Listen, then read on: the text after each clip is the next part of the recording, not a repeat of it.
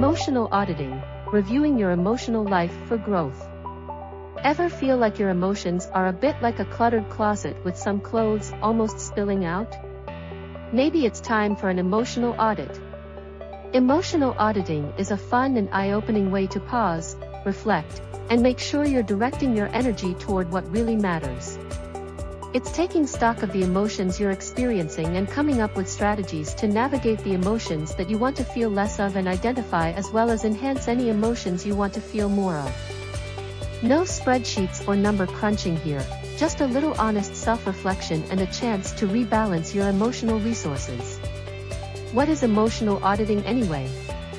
Think of emotional auditing as a review session with yourself where you take stock of your feelings, energy levels, and life choices.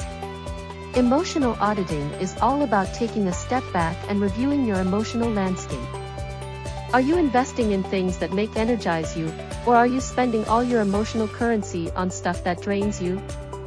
It's like balancing your checkbook, but instead of dollars and cents, you're dealing with feelings and experiences. The goal? To figure out what's working, what's not, and how you can grow. Why should we care? Because life is too short to be bogged down by emotional clutter. By regularly checking in with yourself, you can identify stressors by pinpointing what's causing you stress and find ways to manage or eliminate it. Celebrate wins through recognizing and celebrating your achievements, no matter how small. Set goals to define what you want to achieve emotionally and create a plan to get there. Improve relationships by understanding your emotional triggers and improving how you interact with others. An emotional audit helps you pinpoint where your energy is going and how you can make adjustments to save it for the good stuff. So how do you conduct an emotional audit? First, grab a journal. Start by writing down your thoughts and feelings. No need for fancy prose, just get it all out. Second, list your emotions. Make a list of the emotions you've been feeling lately. Happy, sad, stressed, excited, get them all down. Third, identify triggers. For each emotion, jot down what triggered it. Was it a person, an event, or something else? Fourth, evaluate. Look at your list and see if there are any patterns. Are there certain things that consistently make you feel good or bad? Fifth, make a plan. Based on your findings, create a plan to address the negatives and enhance the positives. This could mean setting boundaries, seeking support, or making time for activities and relationships that bring you joy. Lastly, check in regularly. Make emotional auditing a regular habit. Monthly check-ins can help you stay on track and make adjustments as needed.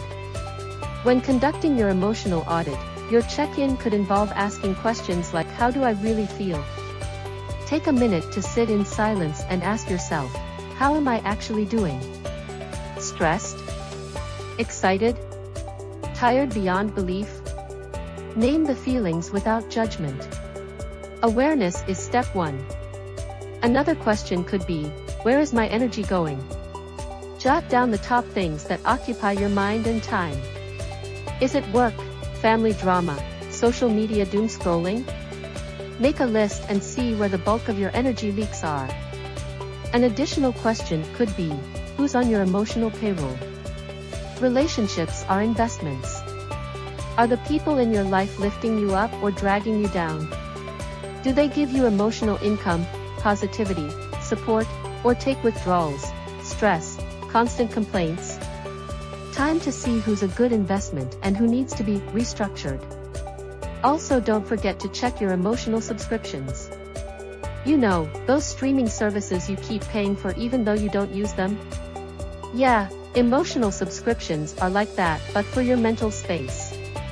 Are there activities or commitments you're mentally subscribed to that no longer serve you? Time to hit that unsubscribe button. Now that you've reviewed your emotional finances, it's time to make some changes. First, invest wisely.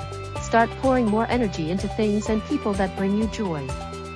Whether it's picking up that old hobby or scheduling time with a friend who always makes you laugh, make sure your energy goes to things that fill your emotional piggy bank.